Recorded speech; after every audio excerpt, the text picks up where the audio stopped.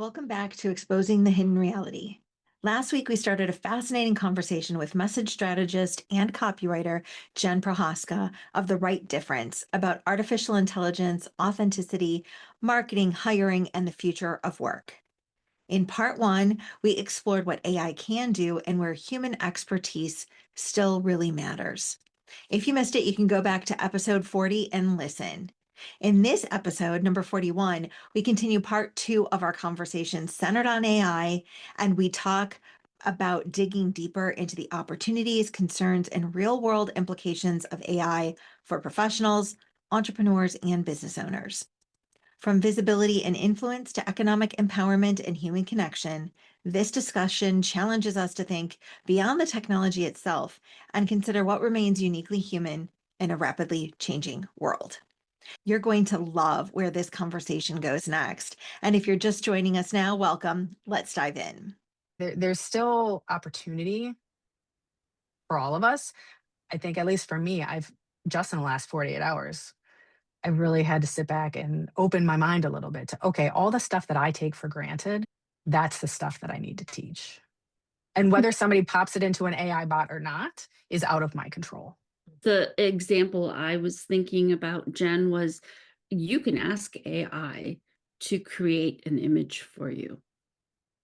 There is a difference between an image that AI would create, an image that I would create if I was sketching it, an image that a graphic designer would present me if I gave them an idea, and a difference with an actual photograph that I take of a scene that inspires me, and what an artist might create that touches an element in me that AI will never capture, because it's that humanness, that relationalness, that spatial awareness that somebody who is an artist can evoke a set of emotions that AI will never be able to capture.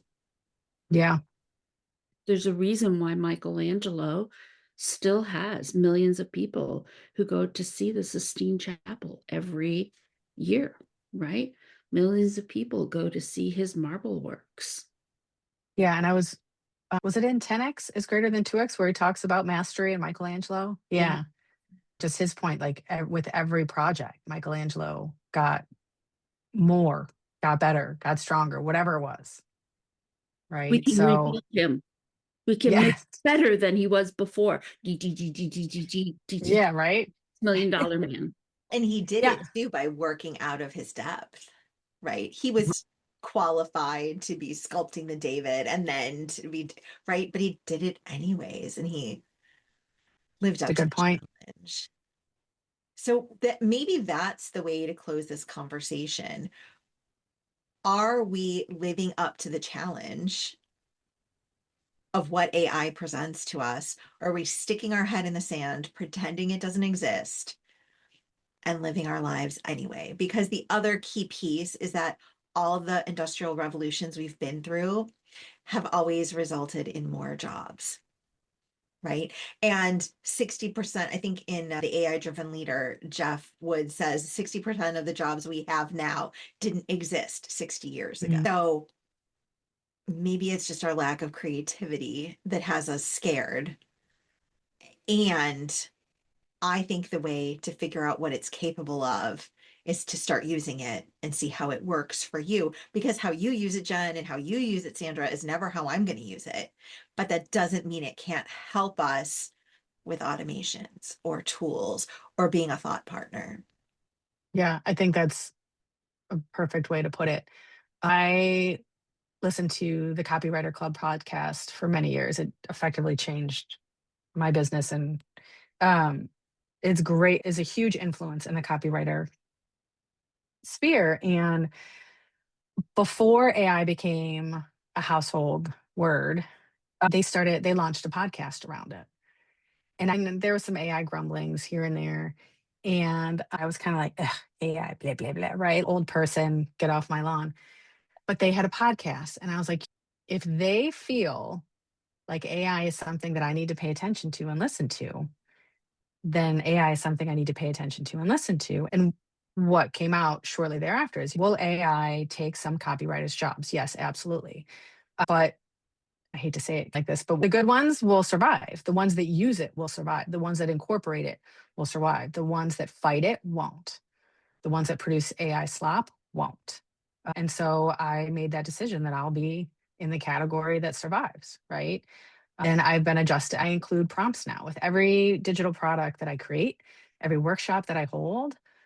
I have an opportunity where I'm like, if you are comfortable using AI, this is a great way to use it, right? When you're coming up with your ideal persona, and we've gone through the demographics, we've talked through some of the psychographics, we've done our research, pop that baby into your favorite bot, and here's a prompt, and it'll write a beautiful 250-word story about your person. It'll bring your ideal client to life. And you can go in and adjust things and make it more in your voice, if you will, or whatever style of writing you want. But that just saved potentially 2 days worth of creative writing. I feel like that is a good use for it, because that now empowers that solopreneur who would never have been able to do that because that's not their zone of genius. We've just given that person a caricature, right? That they can now look at and market to and speak to and communicate to. So that it becomes an asset. Now, would they have ever known to do that before? No. Would they have looked at a blank page and been like, I can't write a story? So there's less friction. We've removed some stumbling blocks. To your point, Annette, that could be an entire career unto itself, right? I mean, how to create characters in your marketing, how to do these aspects of marketing that for so long, so few of us produced or even know to produce might now become everyday occurrences, thereby making marketing more efficient, more effective. People's lives are improved because it's more efficient, more effective. So I hadn't thought about it that way before, but there is a possibility that we're all rising together. And here we were worried that we wouldn't find things to talk about. I was like, should we stop now? Because otherwise I could keep going. And the conversations have to keep going. It'll happen offline. It'll happen every time I meet somebody new and we talk about AI, I learn something. And the other thing I was talking with one of my career coach friends about is I will show my clients how to use AI for their resume, their LinkedIn. So if I'm not going to share the secrets, then why would you work with me? So that is something that I also think could be a differentiator for you, Jenn, for you, Sandra, for me, is that, yes, I'll show you what I do. It's not a secret. And if it helps you and you can do it next time, great. And it frees us up for higher strategic thinking. That's always the argument with these things, right? From the horse and buggy age to now, right? Is that the menial tasks will be free from the menial tasks, and we can stay strategic, we can stay intentional and learn along the way. We start from a different place. Yes, thank you. In my case, right? If I've given you some information that is easy for me to produce using AI, and that creates a level of understanding that moves us up a notch in terms of what we can now talk about, it eased how quickly we got there. One, it means that we're starting from a place where we can create more depth, more learning, more advancement. And you got there faster and probably cheaper than if you and I had spent 6 months trying to get you to that point. Yeah. I think do love about that. the human design reports, right? People can go out and pull their human design if they wanted to. They don't have to pay me for that. They can spend 10 hours, 12 hours, 16 hours on YouTube gathering that information. The value is that I have done that for you. I give you the report, you paid a short amount of money, you get the information condensed. You don't have to go out searching for it. And when I give you that information, it now creates an opportunity for us not to talk about everything, but to talk about those pieces where you now have a clear understanding. This is the point that we need to work on because this is difficult for me. Great. Let's start there. We just saved 7 months worth of work, Yeah. Yeah, absolutely. right? And Somebody tells you you're a manifesting generator and it turns out you're a projector. Isn't that helpful? super helpful. We have something that can improve the lives of other people, and marketing is simply the communication of that solution. And to your point, Sandra, if we can use these tools to put together messaging that resonates for the person who needs to most hear it, while also leveling up our product and service, we are going to improve those people's lives that much faster. And I hadn't thought about it that way until this conversation. So that's super helpful. And the businesses that aren't improving, that are there just to make money or to take advantage of people or to push falsities, those businesses aren't going to last anyway. How much money they make in the meantime, we don't know. But maybe with this higher, starting from a much more educated, much more aware place, will help people weed those places out faster, right? That's my whole hope, that if you understand that if a marketing person doesn't ask you who your ideal client is, you should not pay them to market on your behalf. If everybody knew that, you know how many false bad actors would not make any money?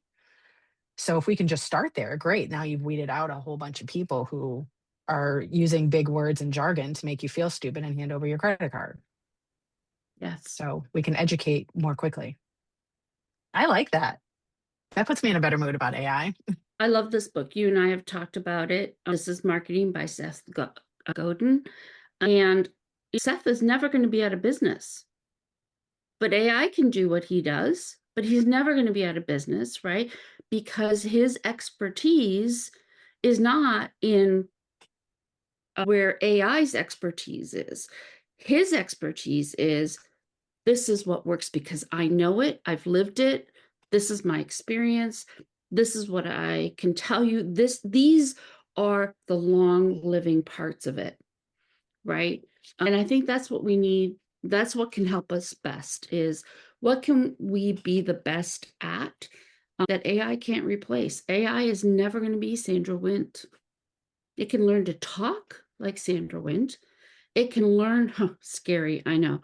It can learn how Sandra might approach a particular problem.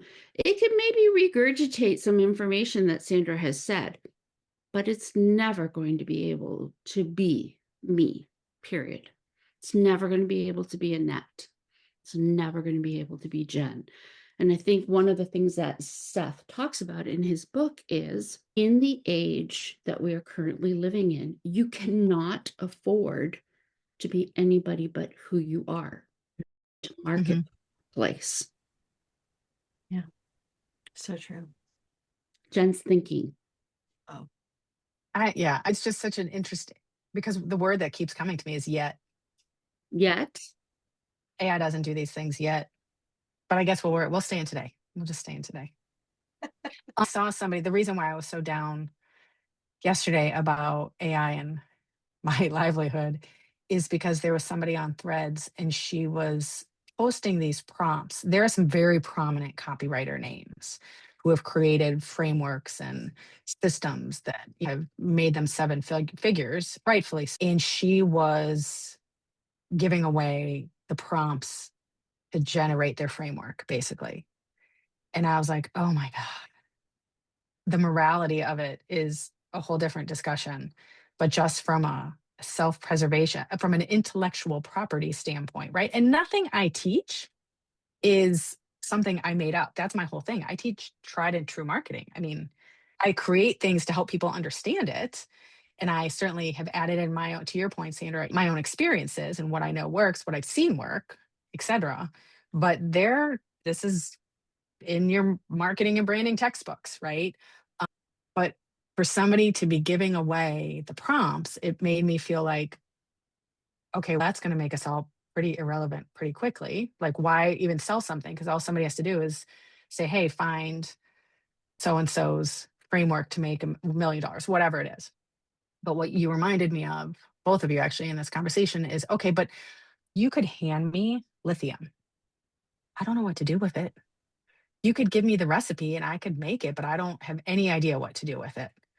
So I could be entering in those prompts, but I have no idea why it works, why I would need it, how to use it, how to troubleshoot.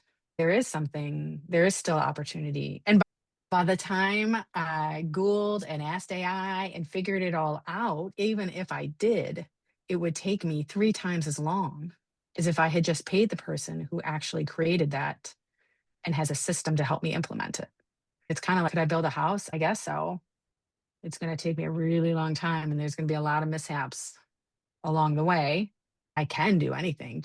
I have a friend who always says, just because you can do something doesn't mean you should. So yeah, information is only part of the battle. Yeah. Experience and expertise still today count for something. Yes. Yes. I'm going to ride that out until my bot can think. So you can buy cookbooks. I can get, Yeah. my grandmother was still here. I can get my grandmother to show me what she does to make gnocchi and what she does to make homemade bread. It's never going to taste like my grandmother's. Yeah. That's a great example. Yeah. And it's not meant to. I would add, it's not meant to. She was special, and that activity was special because it really was meant to be made by her. And because there's a feel to it. Yeah. Made with love. Yes. And there's a feel to knowing when the dough is ready. They teach somebody until they have that experience. Knowledge and integration are 2 totally different things. Knowing what to do and doing it because you are embodying what it means are 2 totally different things. Very true. Bob always asks me when I put something to cook, how long does it need to be in for? I don't know, till it's cooked. How do I know if it's cooked? Oh, there's a look to it. Well, is that 15 minutes? Is that 20 minutes? I don't I know. don't know. It depends. How much water there was this time, how much flour there was, what the temperature is outside. What does it smell like? Exactly. Does it look burnt? If it looks burnt, we've already got the problem. Right. Yeah. And that's Annette, you were going to say something. no, that's completely it with these tools is they can get you started. They can give you the recipe, but then you have to figure out how to make it yours. Right? Oh, that resume bullet point still doesn't sound like me. It contains the right information, but it's not me. And so use it as the inspiration point and then customize, customize, customize. And then the other piece I was going to say that, what's that quote? I always get it wrong, but if you want to go fast, go alone. If you want to go, so the other piece of this is you could do it with your AI chatbot, which is essentially going at it alone, or you could surround yourself with somebody that have done it before or gone before you or other people in the same position as you. And that is the part that usually makes all the difference for most people. So whether it's life coaching, career coaching, marketing coaching, and support, don't go it alone. Agreed. What fun would that be anyway? My chatbot does not have conversations like you guys. And it can't meet you for coffee, Jen. No, it can't buy me a book. It can't drop off a beautiful piece of art that I can turn and have sand falling with colors. And it can't take a look at me and know that I might need an ear. It can't say, how are you today? Something's off. So no, yeah, community is everything. It was good to see you guys. Thanks so much for joining us for this conversation. If today's discussion sparked new ideas, challenged your perspective, or gave you something to think about, we'd love to continue this conversation with you. Join our community at exposingthehiddenreality.com to receive episode updates, exclusive resources, behind the scenes content, and insights we only share with our email subscribers. To connect with Jenn Prochaska, find her on LinkedIn and Instagram at The Right Difference. Until next time, keep asking questions, keep challenging assumptions, and keep exposing the hidden reality.